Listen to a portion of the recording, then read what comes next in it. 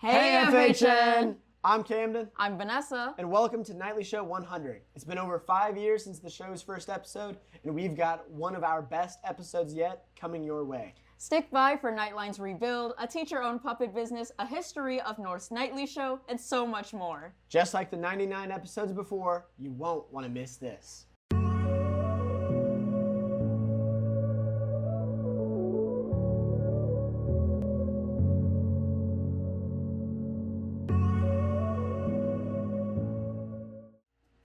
In school news, the Francis Howell School District recently announced its new superintendent. On December 1st, the school board met in a closed session and decided to hire Dr. Mark Delaney as the next superintendent of FHSD. Delaney has been the interim superintendent since July, gaining ample work experience in a role very similar to the one that he will step into when his contract begins on January 1st. The school board has signed Mark Delaney for a 2-year contract ending July 30th, 2028.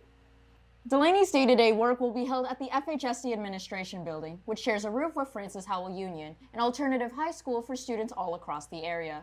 Here with a video on the incorrect assumptions of FHU is our very own Camden Blair.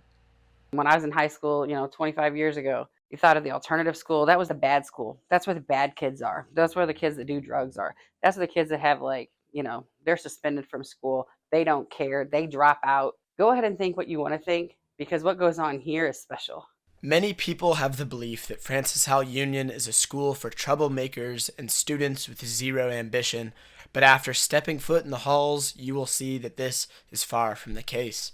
Just because we are that alternative school and the kids that might make a mistake or everything doesn't mean everybody's just coming in trying to fist fight everybody and cussing everybody out. People think because of the kids that are coming here, they're labeled, whatever they have on their transcripts or whatever they got in trouble for at their main school. That's what they focus on. But really, they're just kids. The teachers at Francis Howell Union believe that these are not bad students, but rather people who've been dealt a bad hand in life and are fighting for a better future. I had a kid, I don't want to say his name, but he came in my classroom, kicked the chair, started cussing up and down. I'm like, oh my God, what's going on? I'm like, hey, can you just wait outside for just a second and I'll touch base with you? And he's like, F this, just like mad. Go out in the hall. Hey, said his name. What's going on? Like, is everything okay? Dad beat mom in front of him the night before, put her in the hospital. And he got his brothers and sisters ready for school and then brought that to school. And I'm thinking, here's this 17-year-old boy that doesn't know what's going on and had the ability to do better than what his parents did, and still tried to come to school with that weighing on him. Like, and how do you not respond and learn from that? You see a young man able to push through probably some of the most difficult things he's ever seen, and yet he's still trying to go to school to be better and took care of his siblings when his parents didn't. While many rule union students out as people who've given up on education, the truth is that most of them are suffering from circumstances beyond their control and fighting battles that go unnoticed. Every student has a story. Every student has a reason that they have come to us. Students without parents, they don't have people helping them. They're living with family members, they're living with friends. They don't have food, they don't have a winter coat. They don't have anyone to wash their clothes or anywhere to wash their clothes. They just need a community. Sorry. They just need love.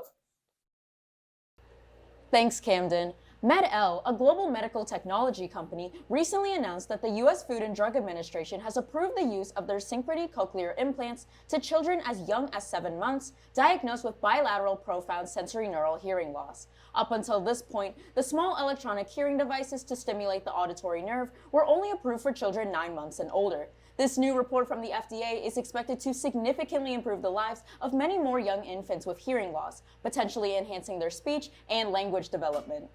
Connection is crucial during the early stages of development, and it remains meaningful as we grow up. Nicole Badra and Kai demonstrate how the Asian American Association, also known as AAA, works to bridge the gaps between Asian cultures and the community at Francis Howell North.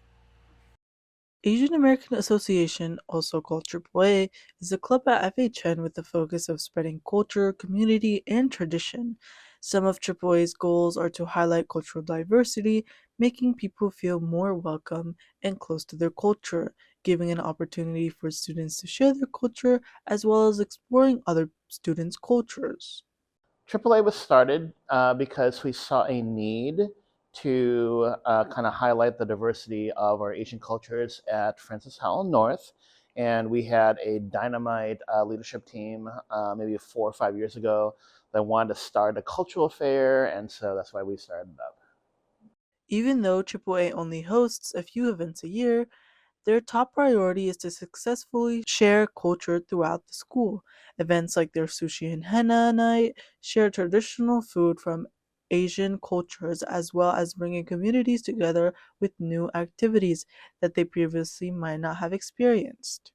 Personally, before I've been kind of scared to share my culture, fearing like people would say it's weird, but now I just own it because of like the environment I'm in. Just like the environment of AAA is very accepting. Bringing communities together isn't the only thing expressing culture can support. It can show others about traditional practices, unsaid rules, and how people interact with others. I think that some of the benefits are having students see other cultures, being aware of other cultures, and recognizing that they are part of a bigger picture in the world. I think that when students leave the United States, for example, they go to other cultures, they need to be aware that there are different kind of rules and just respectful customs of other cultures. Thanks, Nicole and Kai. As the semester comes to a close, students are doing some last-minute studying to prepare for final exams. Today, after school, KOE is hosting Cocoa and Cram in the Learning Commons. Students can enjoy some treats in preparation for the days ahead. Finals officially kick off tomorrow, Thursday, December 18th. Students will still attend every class tomorrow under an alternative schedule with a final during 7th hour. On Friday, December 19th, students will take first, second, and third hour finals with dismissal at 11:25. Final exams will conclude on Monday, December 22nd with another 11:25 release and the administration of 4th, 5th, and 6th hour finals. If you miss any of your finals, you can make up exams on December 19th, December 20th, December 22nd, or January 5th. With finals signaling the start of break, it also marks the start of the holiday season. As people begin their holiday shopping, many turn to local businesses for a little extra joy this season. April Plyler, FHN's new physics teacher, runs her own business selling nostalgia right here in St. Charles County. Vanessa Ng and Oliver Bosanquet and Jacob Walker give us a look behind the scenes. If you don't mind, unless you all would like to eat that one, I would really like to fish. Here in the Mid-Rivers Mall, there's a small store that sells childlike wonders. Bear Ridge by April Plyler, the new physics teacher at North, runs the store with her husband Clint. The store opened up on November 2023, with Plyler maintaining both the store and her classroom. Bear Ridge is a wonderful kids book and toy store where we also sell puppets. We just love to inspire imagination. I grew up with Jim Henson and Fred Rogers, and I just want to create that again because those two gentlemen have left us now, but at the same time, there's so many children who haven't been introduced to puppets. I think it's just completely different. Since I teach at the high school, this store is so geared towards elementary and middle school. So with my full-time teaching job, I'm able to come right after school 4 days a week and sit here, grade, prepare for lessons. I can just enjoy being the grandmother for everyone. The Plylers aim to create a safe space for people of all ages through the store's products as well as their very own book series. Yeah, I started writing books back in like 2016 or so, because I had little kids then, and I just wanted to write some stories kind of based on them. There's so many different people putting so much content out on the internet. I mean, it's mind-boggling. And for parents to say, you know, time out, I need some content that's safe. It's not dirty or bad language or terrible stories or some kind of crazy agenda-based something, whatever that might be. I just want stories from my kids in a place where I can go. And so we're like, yeah, we can do that. I just want not only my classroom, but also my store to be that place where students come in and just can take a deep breath and just to be a kid again, even no matter how old you are. As Bear Ridge ramps up for the holidays, the Blylers continue to maintain a nostalgic and welcoming environment at their store. Reporting for FHNtoday, this has been Jacob Walker, signing off. Thanks, Vanessa, Oliver, and Jacob. On the topic of theatrics, the Muni in St. Louis announces a $9.5 million project. The outdoor theater is aiming to leave flash flooding and rain damage in the past and begin renovations in the new year. Rainstorms from 2022 have left the theater vulnerable to further damage in the upper terraces and around the soundboard. Following the 2026 season, structural updates will be implemented to protect against flooding, and 11,000 seats will be replaced. The fine arts play an important part in not just our local community, but also at our school. Elisabeth Miller talks to Knightline, FHN's dance team, to see how the team manages the various challenges that come with their highly competitive season. Our Knightline dance team has been trying to rebuild over the past few years. However, this hasn't been an easy process due to a variety of reasons. One of those reasons is mental health. According to the Center for Health and Performing Arts, 1 in 5 dancers had at least moderate symptoms of either depression, generalized anxiety disorder, or eating disorders. I think that it's definitely very hard because most of the time as a dancer, you're constantly staring at yourself in the mirror, so body image becomes like a huge deal. But like as a young kid, a lot of dancers have eating disorders. It's definitely hard, especially just like having a positive body image, because when you're dancing, you're constantly looking in a mirror and being by your peers who might have a different look than you do in the mirror. Mental health of the dancers isn't the only obstacle that makes rebuilding the team difficult. Many dancers feel as though there's an underappreciation of the dance world. To many, dance isn't considered a sport in high school or college. To dancers, though, they feel as though the work they are doing is just as much as any other sport out there. I truly don't think anyone realizes just how much actually goes into dance. Like, it isn't just a 2-hour practice every day. We have studio dance, so we have that for 3 to 4 hours every single night after that. It's definitely a lot. Sure, I definitely think it's underappreciated with the amount of work and how long practices are and how much like work you put in outside of just regular scheduled practices. The way we're moving our body and the way we like scrape and scratch our body is way different than any other sport. With a different sport, you're often doing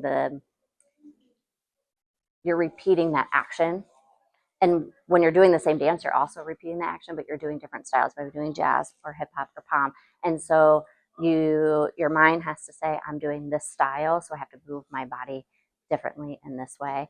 And then there has to be a recovery period too, with stretching and cool down and rest and nutrition and water and all that kind of stuff.